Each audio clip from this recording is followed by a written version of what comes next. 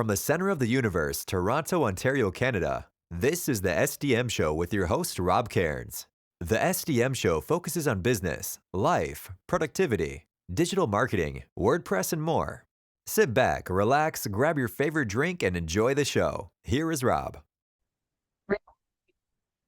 Hey everybody, I'm Rob Cairns. I'm the founder, CEO, and chief creator of Amazing Ideas at Stunning Digital Marketing. In today's podcast, we have our Security with Tim Nash segment, and Tim and I are going to talk about preparing yourself security-wise for the holidays. This is one episode you don't want to miss. So grab a drink, relax, and enjoy the conversation Tim and I had. Thank you very much for listening to the SDM Show. The SDM Show is brought to you by Stunning Digital Marketing, your digital concierge. For all your digital marketing needs, especially WordPress security, jump on over to stunningdigitalmarketing.com and let's help you put the pieces together and make your business succeed in the marketing realm. That's stunningdigitalmarketing.com. Hey everybody, Rob Cairns here, and today I'm here with Tim Nash doing our monthly security segment. How are you today, Tim? Hello, I'm doing well. How are you? Oh, doing good. It's you said it's not totally sunny there. Well, I'll tell you here, it's rainy and drizzly, and I think you've sent some English weather to me as a gift. Well, enjoy it, because that's that is now we've had our summer. That is what we have now till June next year. Yeah. Yeah, it's so true. In Toronto, summer ends when the Canadian National Exhibition is over, and that ends on Labor Day weekend, and the kids go back to school. Even though technically it's not over for a couple of weeks, we consider summer done. So It's amazing how much more productive I've been this week, and it's completely coincidental that it's the week the kids have all gone back to school here as well. Yes, I'm sure. So today we were talking before we went there, and we thought we'd talk. Holidays are coming up, right? In the US, Thanksgiving is the big kind of start of the Christmas shopping season, which is at the end of November. I do marketing as well, and I always tell clients you better get your ducks in a row now, because waiting till November is too late. And I thought we'd talk about prepping security for the holidays and where you should go with that. Now, the first question is, if you haven't started, should you be starting now, or can I wait for a month? Well, I mean, if you're not doing something about your security now, then you should be regardless. But there's some stuff you should be thinking about ahead of this. While I'm hoping that most people's ducks are in a row when it comes to just general security, securing their sites, especially if you're an e-commerce site, this is going to be the point where you possibly want to be starting that user education so that you're not mixing your messages during your marketing season. So that's a good starting point, because lots of websites don't have any sort of explanation of security or bits. And this is a really good time where you can be saying, hey, we are never going to send you a random DM, or with a link to a crypto scam, or we're not, we're going to enable, this is how you use your two-factor. These sort of things, this is where we see all these trust markers that we want to build up ahead of time. Now is a really big, if I was, in fact, personally, I'd have wanted this started way back a couple of months ago, and this to be a continual thing. But yeah, building up a campaign around this idea of supporting users and security for your users is a really good starting point. And if you start that too late, you're going to end up clashing with your marketing material around the day. Yeah. The other thing is that some of the security stuff you can do is not directly, it can be directly related to the testing you're going to be doing for your site. For example, I'm hoping somebody's e-commerce site is going to be fantastic and you're going to get millions of customers. Or you might get millions of bots. Yes. Cool. This is the time for us to be load testing. Yes. Because this way we can spot these problems ahead of time. Whether that is actually... And when we talk about denial of service attacks, a lot of the HTTP layer denial of service attacks is bugs in applications. that allow for a extended or a larger either a bigger payload, i.e. the thing that comes back or the thing you send to it can be made really big, or something that can chew as much processing time as possible. So we can make the CPU and the memory work harder, leave network connections open. Now, these are all sort of things that you would find also causing problems for normal users. Yes. And especially e-commerce sites are really bad at this. A really good example is filters on e-commerce sites. Notorious for being a nice place where you can set up a horrible little thing where you can add lots of different filters.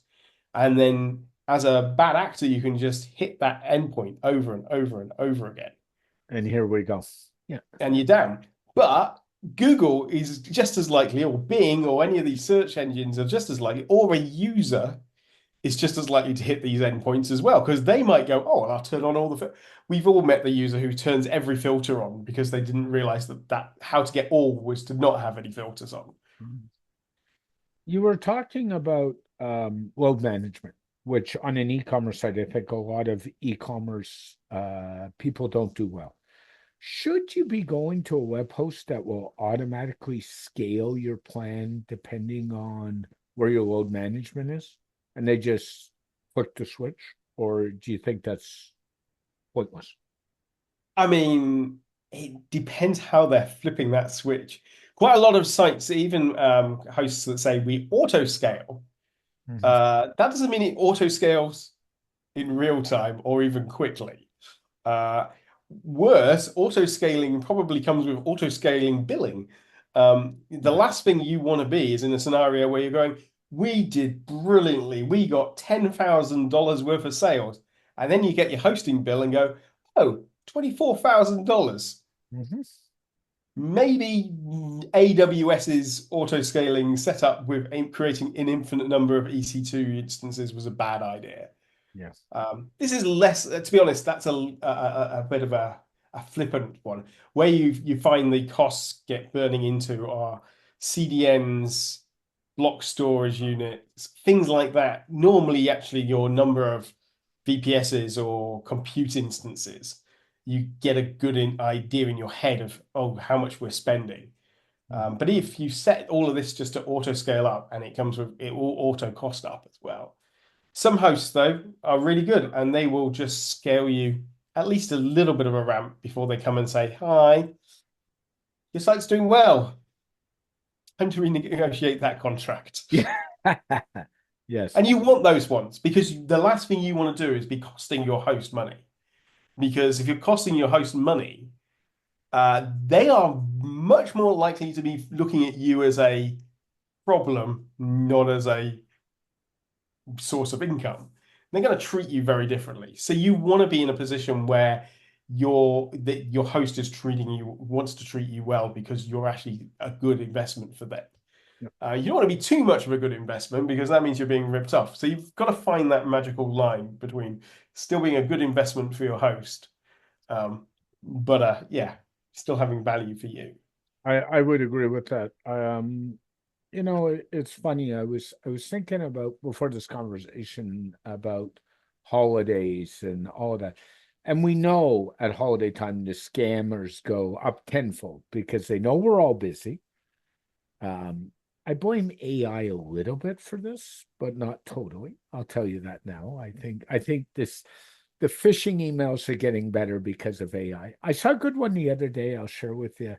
Somebody sent one of my best friends an email from the RCMP, the Royal Canadian Mounted Police, that had the RCMP logo on it, that basically said, you've been summoned to court and click here.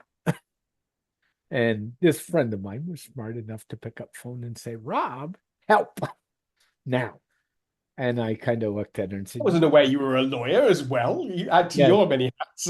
But we don't issue, the RCMP doesn't issue court summons, obviously, by email. So that's the And I've got a couple of good friends who work for the Royal Canadian Mounted Police, and I very nicely took the email, one in communications at that, and sent them the email, and they're like, oh, thank you very much. That's a new one we haven't seen. So they're hoping that in our busyness we get caught on this stuff, right? And I think we just got to be more aware at holiday time and less aware. I mean, specifically for I guess it's aimed a bit more at larger e-commerce stores. One of the things that perhaps we're seeing more is that, as you say, the attempts at phishing is getting better. Though there's some interesting stuff around the fact that some phishing emails are deliberately bad. I watched a fascinating talk on the psychology around phishing emails. And the argument is that if you make your phishing email bad and obvious, then the person who falls for it is much more likely to be on the line throughout the whole scam. Whereas if you make a really good phishing email, well, now you've got people who you're still going to have the people who are alert in your pipeline. So you're going to have to work to weed them out. Yeah. But a really dumb phishing email that people shouldn't have clicked on and shouldn't have got fooled someone, that gives you the, hey, well, like these people, we can take them all the way. And so they don't have, it's like an attempt at pre-filtering, which is quite scary, this idea that, and these are businesses. And so they are just pre-qualifying their leads with terrible bigs. But we are also seeing much better ones. And we're seeing them for smaller and smaller niches. I mean, the amount of, hey, your WordPress database needs to be updated, that then takes you to a generic WordPress login form. Oh, yes. And you can know, and I've seen a few which have targeted sites where they've also had the, even like down to the return to your site link is correct. So if you did click on it, you would end up going back to your own site. And it pre-populates your username in there because, of course, it's got it from the site in the first place. So there's a lot of trust factors suddenly building into these things. Those sort of scams are easy to fall for if they are combined with some sort of pressure attached to. Of course. Updating your database. A scam that did the rounds a few years ago, I'm not sure if it's still as common, getting contacted and being told, this is your web host, your site is offline. Oh, yes, I've seen We that. need you to log in to fix it. And what the bad actor does is they literally set up a DDoS attack on the site. So when you arrive on your website, it's ideally down or really slow. And then you suddenly, so you're like, oh, okay. And they'll say, oh, we just need you to send the credentials. Might be someone on the phone saying, just give us your credentials. But that's how scams work. They need to have, they send you this something that looks legitimate. And then they need to stop you from questioning that. And the best way to do that is pressure. No question. You're getting something and you're like, why am I being pressured to do this?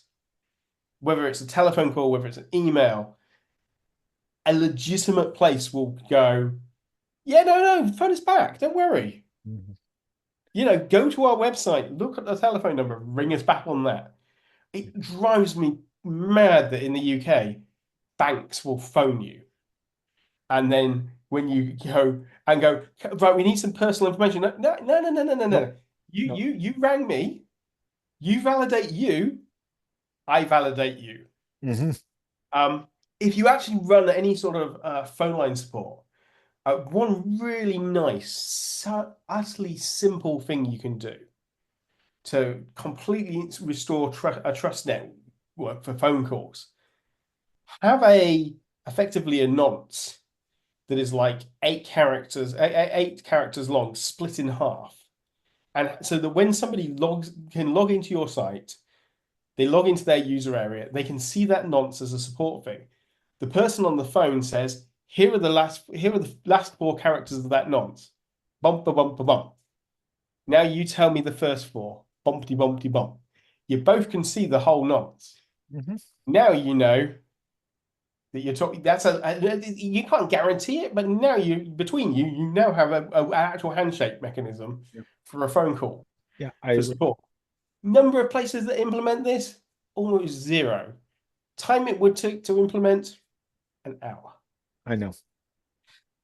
Instead, my bank would like me to would like me to stand on one leg, tap my tummy, do things on my head while giving them my entire life history, Uh, only for them to go, so, what is the animal that you selected 10 years ago on our I, previous app?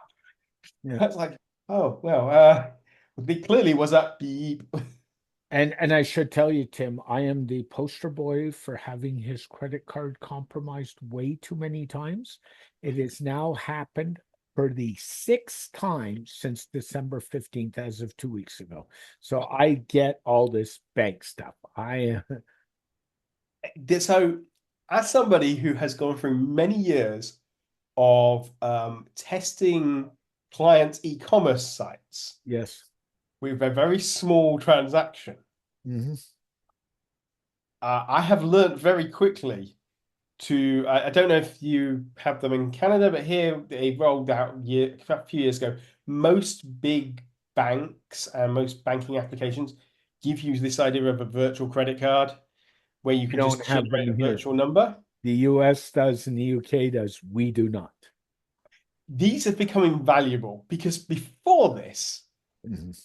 my card would routinely get compromised because when I was doing some testing for somebody, my card details wandered off into the ether for these individual sites. That site gets compromised, my card gets compromised. Yeah. Yeah. Now we really, yeah, credit cards are amazing because you can just Mine, go, yeah. Mine has happened every month for the last 5 months. And I was talking to my bank the other day, and I said, the way this is going, you should just set up monthly to send me out a new MasterCard every month because and the problem is from a security standpoint, they refuse to tell me where.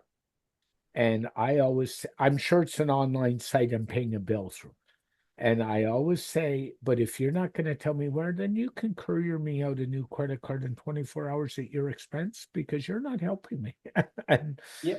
and I this think this is again something that's really only happening recently, but just this ability in your banking app to go, huh, as it says, active card check, and you're like, Yep. I don't know why it's gardening in, I don't know, Peru. No, I don't think that I want to deactivate that card check Yeah. so that then it won't do any further charges. Now, Things what like I'll tell that you, are my starting to appear, but they're going so slowly. yeah, what I'll tell you in my case, it's not charges. It's been in an area where it was compromised. So it's just the banks have a tendency to invalidate cards in a high area compromisation. So that's problem number one. But we're talking about payments and we're talking about going on holidays.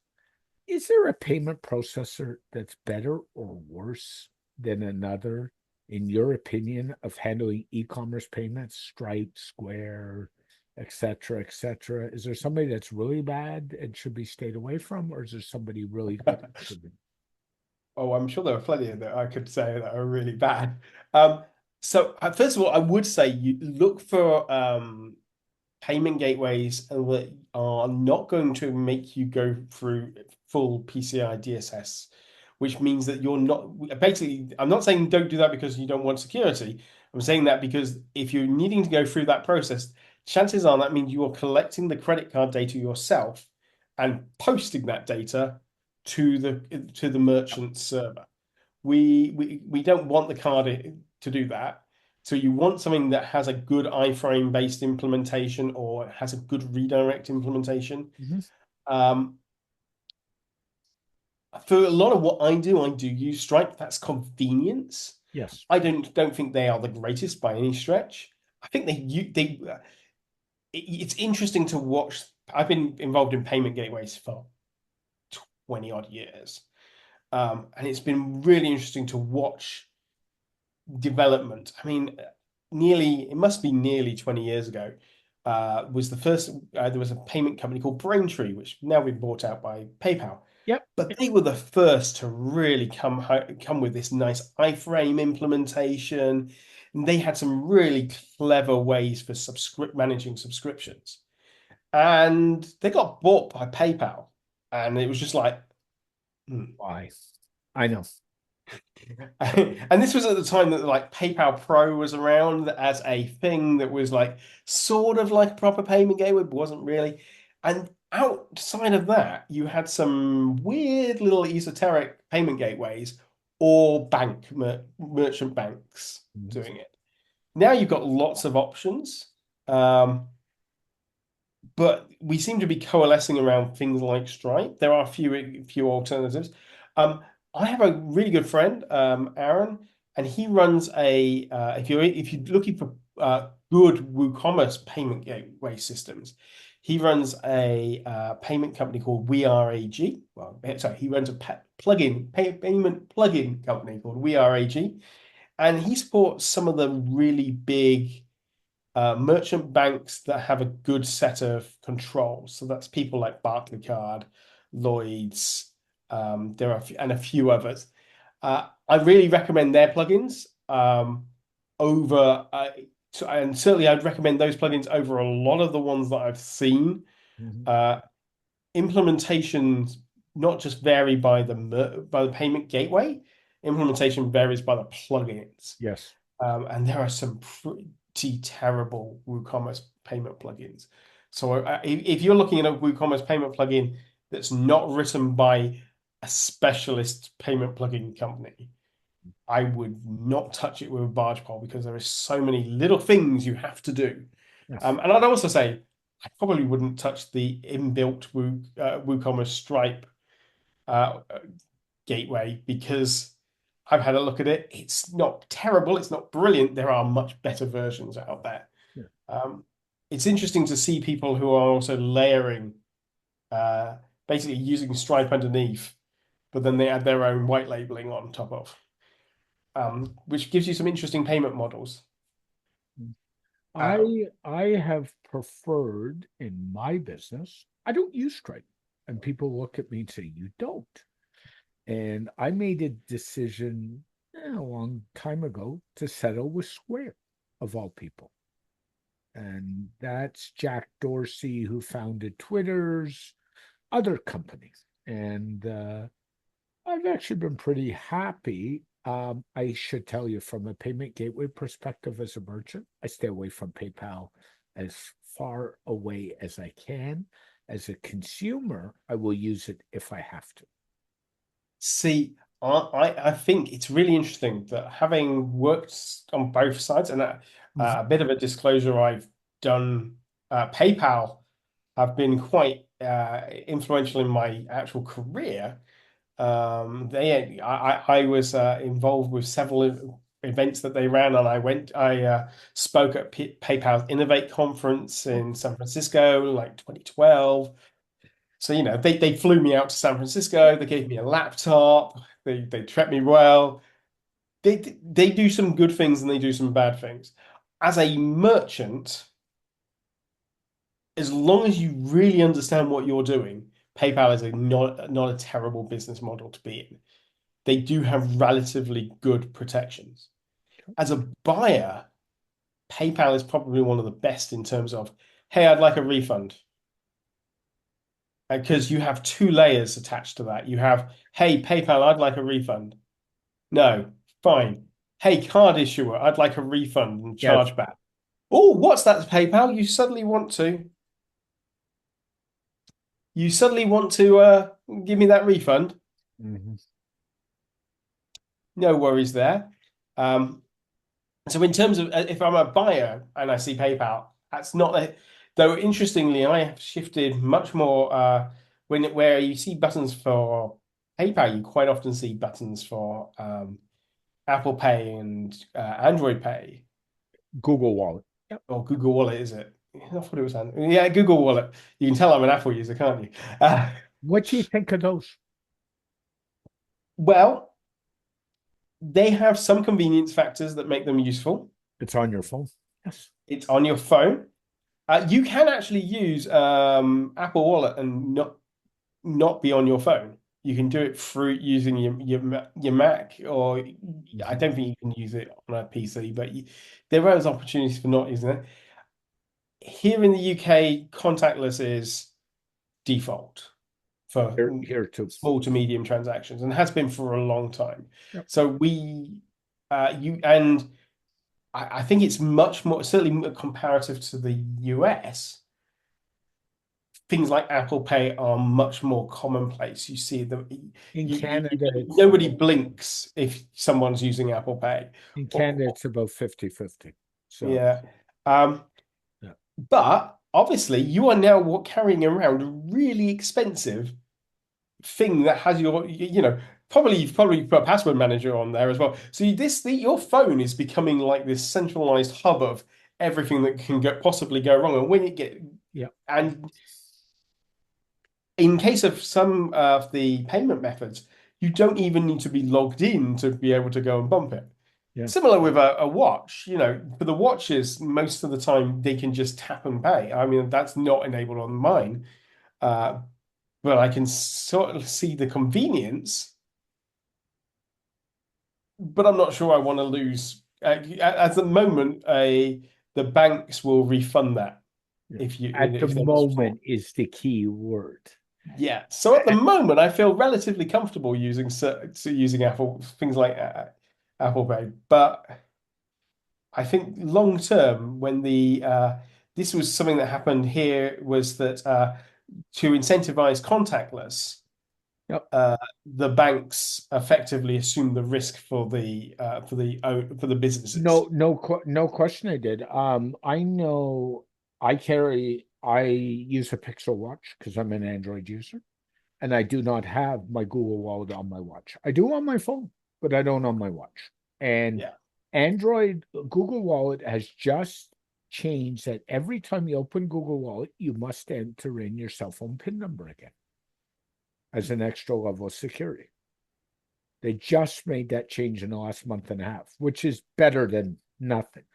One of the reasons I use Google Wallet, I'm a transit rider, and my transit debit card that I put money on is in my wallet because Rob has a tendency, if he doesn't do it, I leave it on the keyboard after I put money on it at home, and that doesn't do me any good. But I agree with you. Our phones have become potentially a security nightmare because they're the hub of everything we do.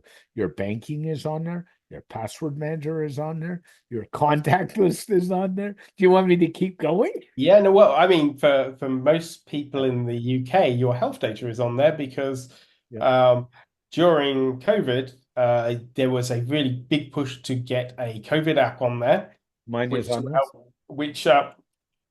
And as a part of that, people would then go up to that, hey, did you know that the NHS has an app that's really useful? It's really useful. This ability to go, oh, I have a doctor's appointment, or oh, my blood tests are in. I can go and have a look. But that usefulness comes at With a a price. cost. Yes. And that cost is going to be, you need really robust controls on your phone. Yes. Right down to, our next sort of big battleground is going to be around convincing people that, hey, you can't be allowed to turn off the security features in your phone. Yes. Because that's your life. Your life is your phone. We're getting close to that point, and that's a friend of mine. I was in the clinic. I go for wound care because, as you know, I have a wound, and I was in there the other day, and one of the nurses was picking my brain about security. Who knows? I do a lot of that, and she said, "Rob, isn't your phone your life?" And I said, "Exactly. It's not like the days when you carried a Palm Pilot and a phone, and then it's all there. So if I'm going to walk out of the house with one thing, it's not my wallet, it's not my laptop, it's not my iPad, it's my phone, right?" Yeah. And one of the most liberating things over the last few years, especially as I know work for an employer, has been actually slowly being able to strip some stuff away from my phone, like email. Yes. Social media. I tried getting rid of some of these things has been really nice from a personal perspective, but also from a security perspective, because having if your phone is often protected by your face, your thumb, Yep. or a 4-digit code. Mhm. Now, if someone puts a gun to your head, you're going to put your face where they tell you to. If Yes. someone's going to do that with your thumb, you're not gonna have it. So, and your 4-digit code, let's face it, you're going to give it up the second. So you are going to people who are mugged. It's give us your phone, give us your PIN number, Yes. and Yes. they're smart enough to double check it before they. Of course. And so, and once that's happened, that's your life gone, unless you can get to a point where you can log into find my device and be able to disengage. And by the way, if they get access to your phone, they probably got access to your SUV outside because everybody's silly enough, not my mother, because I wouldn't let her do it, to use her phone to start and open their SUV, right? Well, but I mean, your SUV maybe, but certainly if your email's on there, Yeah. or even if they couldn't get into anything, they can sure reset everything. Yes. Yes. Because where does reset passwords go? Well, they go to that email that's sitting on there. Um, even if you have extra biometric security levels on things like your password manager or similar, do you on your email? I wonder how many people have an extra password sitting on their email on their phone. I imagine I that do. it's going to be a very small percentage of So people. what would you do if I told you that my password resets do not go to the email on my phone and they go to another account that's specifically reserved for signing up stuff and sits on my laptop at home? I would be slightly proud of you Thank you. until I'd start digging into exactly how you had that set up. But no, That's generally, a I think conversation for having a another day. dedicated account for signing in and signing up is a good idea separated away, Yeah. especially one that you obviously can then segment out Yes. Yes. individually. So Yes. with plus or plus your whatever the site name is or whatever. Yeah. So Or let's if you're using something like Fastmail, who give out like aliases. I use Fastmail and I love Fastmail. I've used Fastmail for almost a year, and from a privacy perspective, one of the things that sold me on Fastmail was you can set up rules in the smartphone app, believe it or not. Not even the security side of it. I knew they were good for that, but you can go into the app on your mobile and set up rules on the fly. And that makes my life like 10 times. Are you a Fastmail user, Tim? I do for one of my accounts. I've been slowly but surely spending my what feels like years, but I've only been trying this for 2 years to get my business side away from Google and from Yes. Google Workspaces. But it's a hard drug to get yourself away from. And for personal, it's a harder drug if you like photos. I'll tell you that now. Thankfully, I never used Google Photos, Yeah, so I we've was talked about that. Yeah. yeah. So thankfully, I'm not in that position. But yeah, just generally. Trying to de-Google is a business is quite a complicated thing to do, especially if you do have like external collaborators and just a load of stuff on there. I have And I have a Pixel 9 phone. It's yeah, just that. Yeah. so do you use something like oh no, they've gone out of my head. There's one of these sort of enhanced Android OSs, or do you use stock I use talk. Android on there? I use talk. Yeah, I do. I'm lazy. So going back to getting ready for the holidays. Okay, so we've talked about what the individual should do. And one thing I want to throw out there before we move on is if you're single, be really, really careful of the romance scams at this time of year. Everybody's single people get lonely. They're increasing greatly. I was listening to an AARP scam podcast the other day about romance scams in the holidays. Just be careful. I mean, I think we should just probably broaden that to everybody. If you're not single, consider life choices instead. Yes, because you're being fair. Yes, because they seem to go way up at this time of year. I mean, way up. And and if you're unsure, call somebody, call your friend, call Tim, call me. Like, really ask, because I get calls every day. I was saying to you before we went there about calls from friends. I get a call almost every day saying, "What do you think about this? What do you think about that?" And at least these people are smart enough to say, "Hey, I need to put the brakes on and talk to somebody who knows what's going on out there." And that's a, So every day, pretty much around 10 o'clock in the morning, I will get a phone call.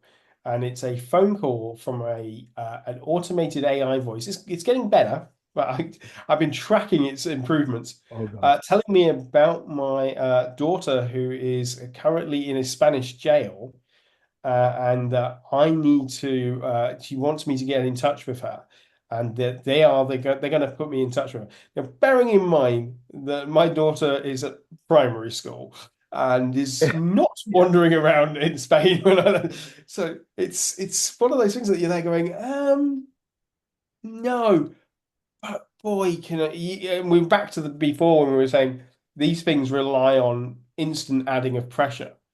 Mhm. There's going to be somebody who their family, their kid went backpacking in Europe, Yep. Yep. and they're like, "Are they in Spain? They might be in Spain. Oh my God, they might be in jail." And they only need to do that once and get enough of a percentage through. So So you know my answer it's to just that, scams. daughter, what's the family password? Do you have it? And if you don't have that password, go away. That's my answer. I mean, that there will obviously be times where that could go badly wrong. Yeah, but generally for some stuff, it's a good idea. Yeah, I mean, having uh, also just having your family, even if everybody's listening to this is going, "Oh, I will never fall for this." Well, look at your family and around you. Will they? Yeah, And as part of that reinforcing for them, you may find you learn things. You might end up finding that actually it is easy to be fooled for it. I've had colleagues fall for scams. I've had colleagues fall for phishing emails that I'm there going, who worked at web hosts with me going, I know.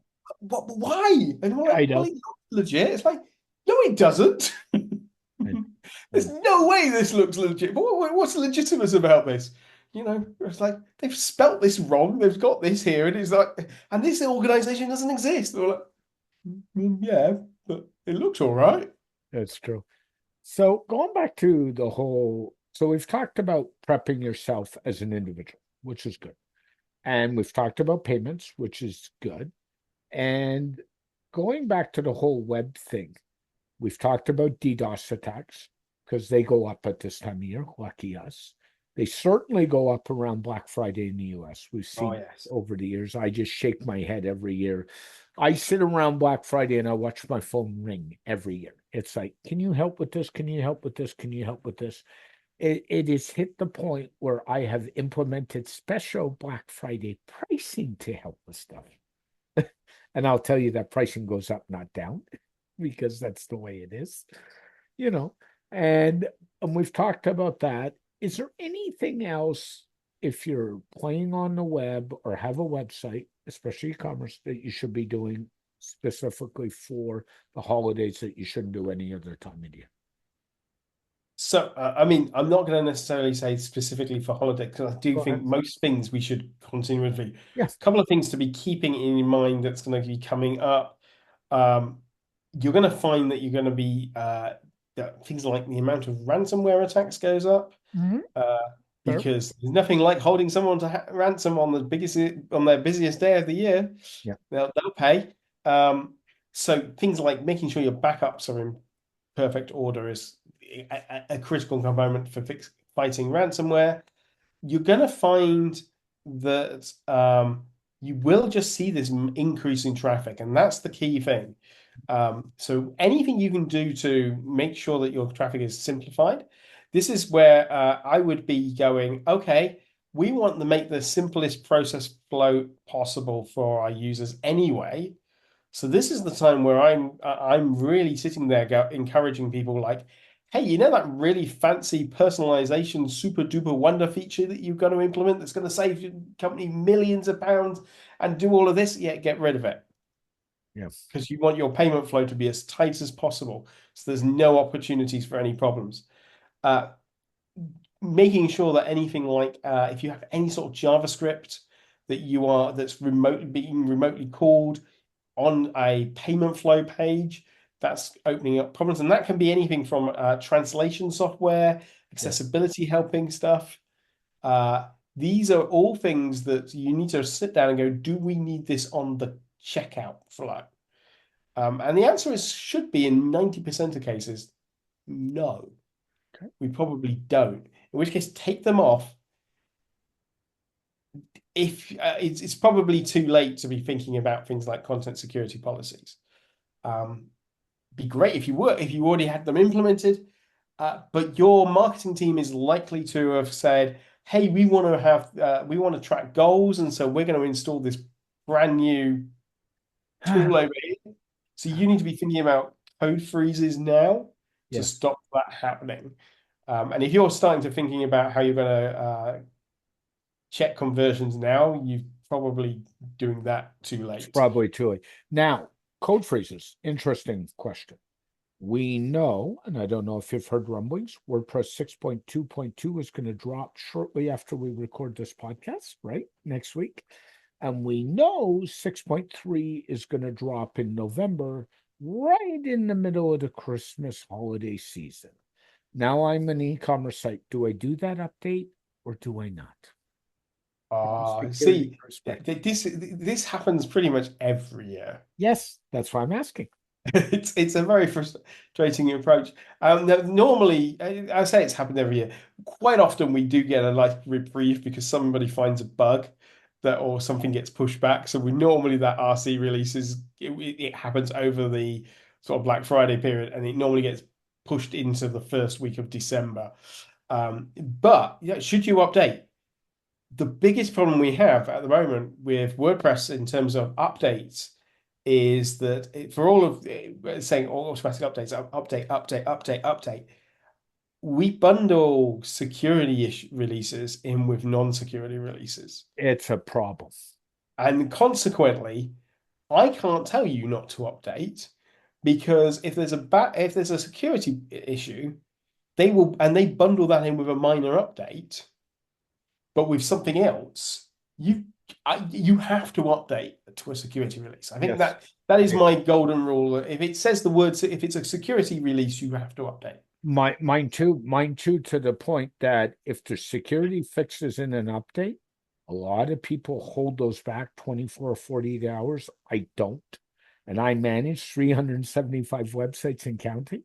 From a security perspective, I tend to roll them right away because the bad actors go in and figure out what the security fixes are, and they go and exploit them right away. But Uh-oh. normally, what happens is when we get a major release, Yes. is that might come bundled with a security patch, but they'll also release a minor release of the previous version. No question. So I'm happy in that scenario to hold on to that minor version Oh, I agree. for the little bit of time. So I'm sort of happy with that scenario. Would I update to the latest version of WordPress, my biggest client's e-commerce site the night before? Actually, for me, yes, I would, because I know that they have a full suite of tests Yep. that we can run. The system will not let them update unless it passes those tests, and I'm confident in our testing regime. So for me, yes. Would I recommend it to a client who doesn't have that and I don't know how they're doing their testing?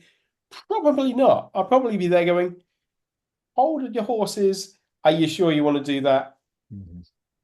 But the vast majority of people will be absolutely fine.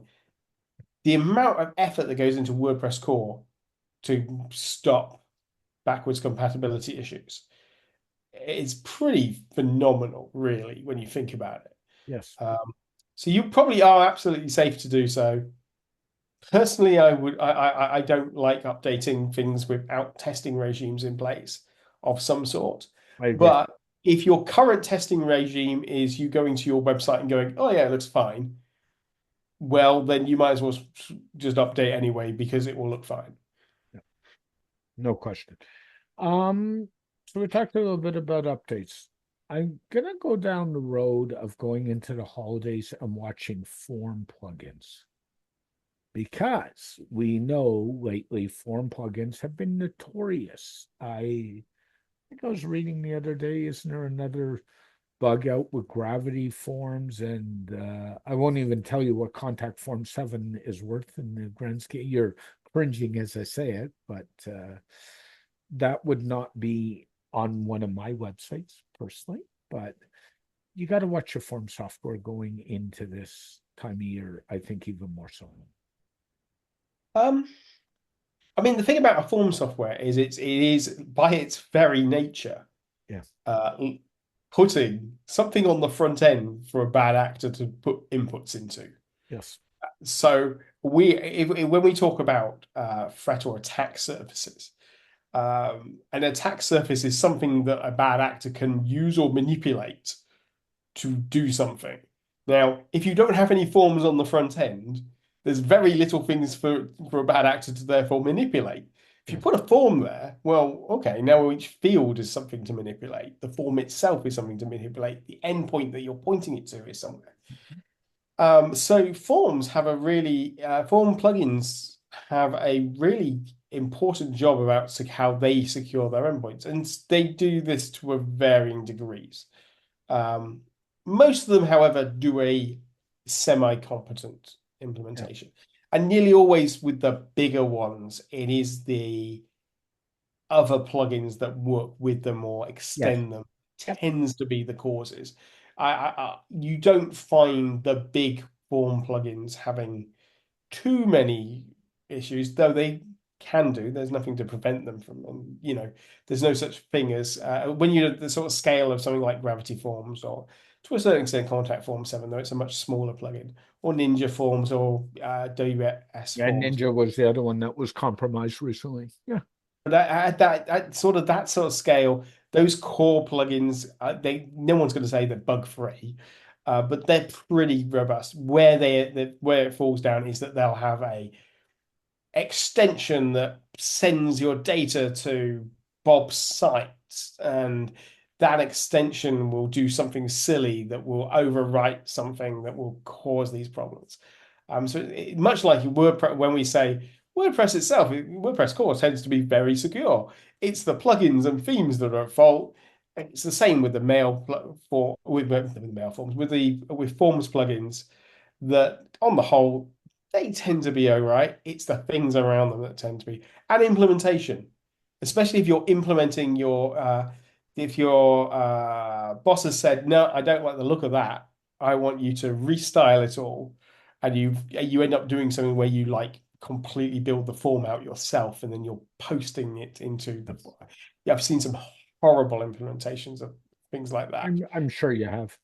Um, I think it's just about a lot of it, and we've talked about this before. It's how you do things, your processes, and whether you trust the vendors and the plugin companies and the person doing your update for you to do a reasonable job.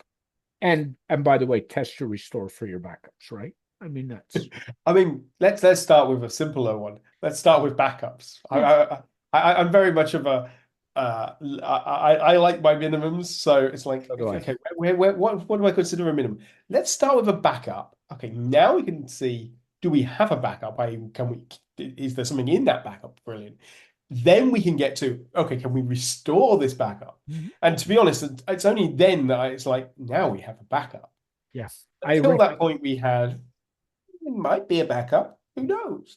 But yeah, I think we need to be rolling this down to, because there are still plenty of people who don't maintain their own backups, No who are question. utterly reliant. I had a client the other day who they they went to restore the backup that their host provided, and they loaded a different website. Yeah. It was for that the host had screwed up on the back end, and they got a random website on the host's network to That restore. is a good one. And so obviously they sent that back saying, this is a problem. And the host realized that their hashing, the way they'd done their hashing, they didn't know what any of these sites were. So that basically people were just restore rouletting. I had a former client recently, about a year ago, who got hacked. And the first thing I said is, "Do you have a backup?" "Oh yeah, we have backup installed." "Great, where is it?" "Well, we don't know what Google Drive we sent the backup to." Yeah. And it was like, and I was very candid with them, and I said, "You don't have a backup." "Oh yeah, we have one." "So where is it?" I mean, it's a very secure backup. "Yes." "You're funny." Anyway, it's so yeah, I agree with you. You got to start there. There's a reason major companies do backup and recovery weekends and test all of that stuff, right? I mean, Yeah, I mean, and if you can get this into a cycle, which again is automated, obviously that's if you control your infrastructure, then one of the key benefits for me of managing my own infrastructure is that ability to say, actually, I know all my backups work because I test them because they are in use constantly. I can tell you mine are all work because I test them too on a regular basis. I just But by using them rather than that really is the only way I think you can truly. I mean, Yeah, you can open them up and look at them, but so yeah, in both of our cases, by using them every day, yeah. we're guaranteeing that hey, we have these backups, we're using them, we can restore from them, we can test with them, we can test against them. Yeah. Is there anything else that a site owner should really do going into the holidays? I know a lot of it overlaps what you should do every day, but is there anything that comes to mind? Well, let's take this as an opportunity to audit our admin users, Yes, please. password policy in place. Yes, please. In fact, I mean, if you while NIST doesn't have as a standard, NIST guidelines no longer include password recycling. Uh, if you haven't maybe done a password recycle in the last 5, 6 years or wherever you're setting it to, this might be the opportunity to say, hey, everybody, if your password was you set your password back when you thought that Princess 123 was strong, would you mind, okay, we're going to just manually force everybody into the scenario. Um, but yeah, getting those sort of patterns. This is also a good opportunity. Like, okay, we know that things like the number of malware infections increases. We know these sort of things. So lowering the length of time for our sessions. This is actually good for our DDoS side of things as well. Reducing our session times down so that the amount of time you're logged in is limited, and you have to re-log in regularly. But that will help with things like cookie stuff, being in cookie session, hijacking, targeting your admin users and your site management users now means that you're not going to have to do it on the day. Making sure you've got two-factor enforced and enabled now, Yep. and people are used to doing it because they need to be able to do that under pressure. And Yes. so if you say, "Oh no," on the 1st of November, you're like, "Right, we're implementing two-factor."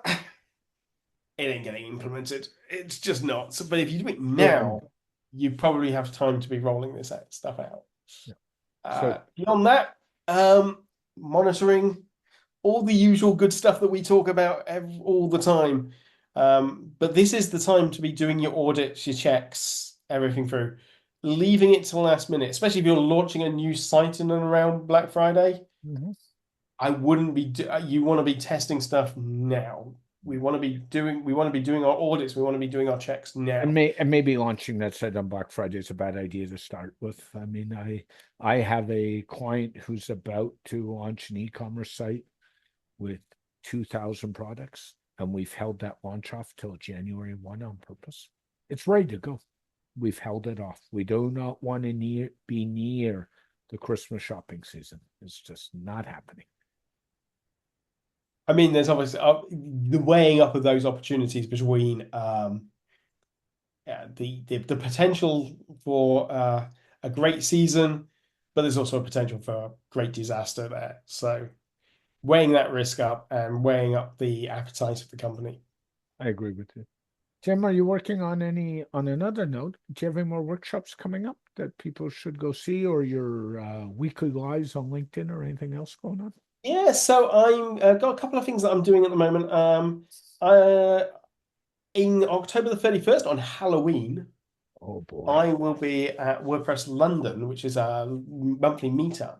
Yeah. But we are trialing something, and on the morning and afternoon of WordPress London, we are doing a WPLDN masterclass, and it's all going to be on a really fascinating. What we do is we get people to come along to an in-person workshop, and the folks who run WPLDN said make it super interesting. So I said, right, I know exactly what I'm doing it on, and they were like, oh, is it going to be on scary tech? No, it's going to be on risk management and assessments. I love that.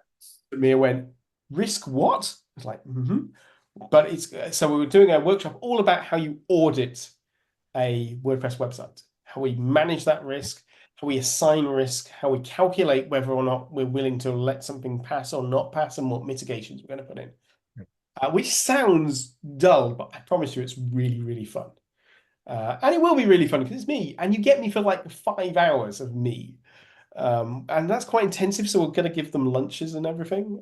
So that's at wpldn.uk/masterclass. And every couple of weeks from now through September and October, and maybe on beyond, but for now, September to October, I'm going to be doing a live on LinkedIn. So if you don't follow me on LinkedIn, it's linkedin.com/in/tnash. And you can see when I go live. I'm going to be covering all sorts of little interesting subjects that just appeal to me. But I'm also going to do a couple of plugin reviews where I asked people a few months ago, hey, give me your plugin, and as long as you don't mind me saying not pleasant things about it necessarily live. And they were like, and loads of people gave me their plugins and please, because there's real value in getting up that sort of security review. So we're going to do a mini code reviews. Won't do a full one because that can be days of work, but we can have go through a little bit of the code, and I'll be just talking through what I'm looking for, when I'm doing manual code reviews. I'll also show off some of the automated tools I use, so that people can see a little bit of what I do. Because I think a lot of it sounds really complicated and scary, and I want people to sort of see it and go, oh, actually, that just looks laborious and boring. Yeah. That's why we hate him.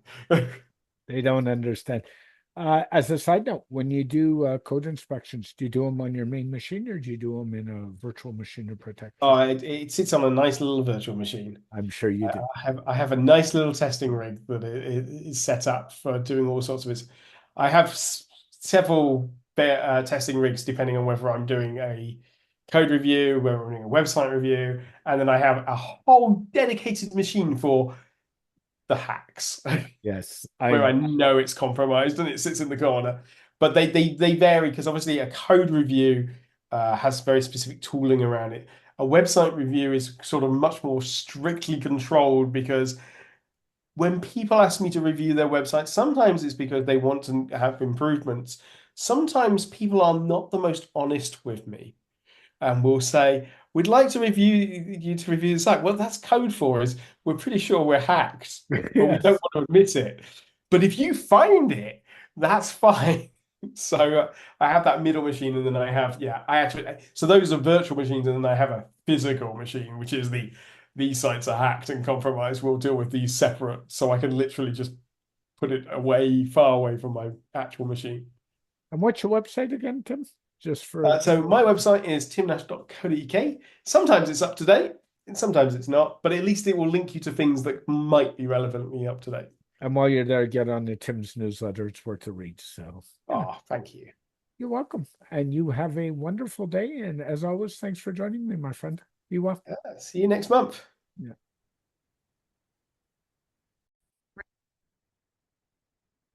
Hey, everybody. Stunning Digital Marketing is your digital concierge. We help you put the pieces together to make your marketing success. Specialties we have including WordPress design and development, WordPress security, which is one of our most popular offerings, ads, and more. So if you want to succeed in the digital world, go on over to stunningdigitalmarketing.com and have a look at what we offer, and we'd be glad to help you. And let's jump on a call and make it happening. That's stunningdigitalmarketing.com. A very special thank you to Tim Nash for joining me on this edition of the SDM Show. This podcast is dedicated to my late father, Bruce Cairns. Dad, I love you. I miss you very much. And thanks for all the inspiration over the years and your caring, your understanding, and helping me grow as an individual. Thank you, Dad.